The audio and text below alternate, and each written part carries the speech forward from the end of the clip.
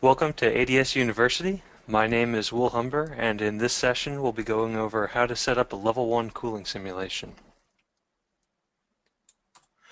First we'll answer what is Level 1 film cooling. In Level 1 film cooling, the goal is to model the individual film holes instead of meshing them to save computational effort. The cooling flow is introduced into the domain using a source term with the proper location and aerodynamic conditions. This approach is good for accounting for downstream effects of the cooling hole placement and for providing a downstream radial profile of the temperature. The downsides of this approach are that it is not good for understanding the effects on the flow field near the source terms or looking at detailed temperature distributions on the airfoil surface. So today we'll just be going over the overall workflow that's required to set up and run a Level 1 cooling simulation, the various setup files that are required and what the different fields mean, and how to execute the case. So starting from the beginning, we need to have a mesh to work with. So using code wand, we'll generate a structured mesh by setting up the AGF file and the wand file. In this case, we're going to use the already set up sample cases that are included with the ADS installation. Then once we have a restart file from code wand, we'll generate an fcool list file which controls fcool and tells it where to look, and the individual FC files which contain the cooling hole information. After that, we'll take the output generated by fcool and use that to actually run the simulation. So the first step here is to generate the restart file like we mentioned earlier. So since we're using the sample cases that are included with ADS CFD, all we need to do is double click on Run Wand, and this will generate the mesh for us.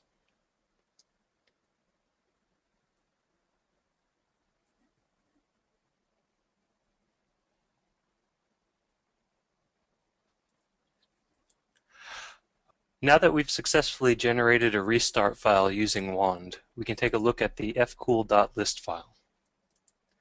The .list file is the master control file for fcool. In the first row, we can see that we have the number of restart files that will be used as input.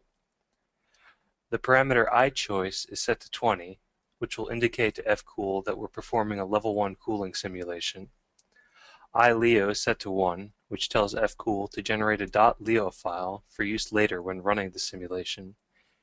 And we're also telling fcool to set the .leo file to run 5 iterations. In the next row, we're pointing towards the restart file that we just generated, and then followed by the number of .fc files that we want to apply. In the last section, we list the .fc files that we wish to apply. Moving on to the first .fc file, we can see we begin by the title of the file. On the next row, the FC type variable, which controls the film hole specification, is set to 2, which indicates a row-by-row specification. In this case, we have 11 total holes defined in the FC file with a boundary condition type of 10, indicating that this will be on the airfoil surface. Since it's on the airfoil surface, the next parameter is not applicable. The next parameter is set to 0. It would normally tell us if we are taking the film cooling points as they are, or if we'll be snapping them to the mesh. And finally, FC angle gives us the definition that we're using for the flow angles. In this case, setting FC angle to 1 is using a relative angle based on the local surface normal. Moving on to the next row, the first 3 parameters allow us to shift the local coordinate system by some value. And finally, the final parameter on this line tells us if we're working in Cartesian or cylindrical coordinates. In this case, it's set to 2, which indicates cylindrical coordinates. Moving on to the next row, we see that we're working with 1 row of cooling holes, followed by the next row, which defines the aerodynamic conditions for this row of film cooling holes. We can see that we have 11 holes in this row with a mass flow rate specified. This mass flow rate is specified for the entire wheel. So if we have n airfoils in a wheel, then we would take the mass flow rate going through a single hole and multiply that by the number of airfoils to get this number. The next parameter is the diameter of the hole, followed by the total temperature and total pressure at the hole, the discharge coefficient, followed by the flow angles, and finally the turbulence conditions, with K being the turbulent kinetic energy and L being the turbulent length scale. Finally, we have the coordinates of each of the holes, and again, since the parameter I-coord was set to 2, these are in cylindrical coordinates, with y being r times theta rather than theta.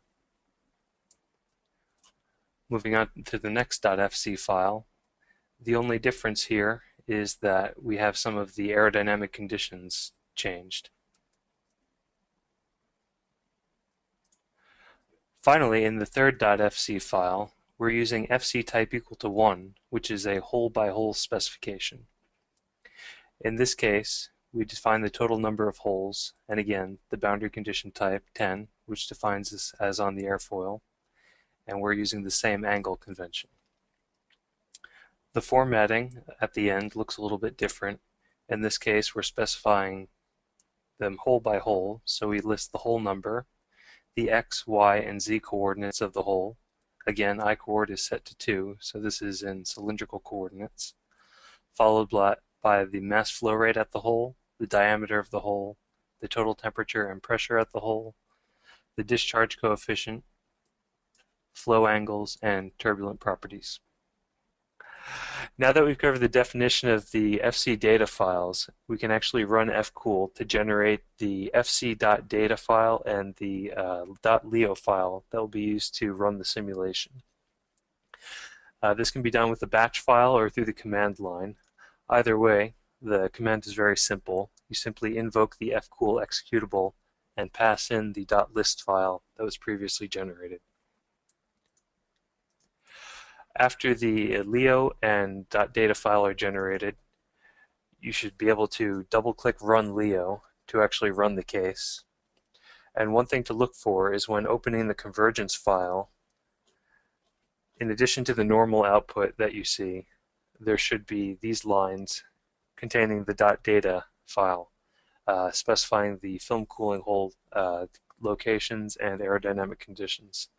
If you don't see this, then something was incorrectly specified and you should start again.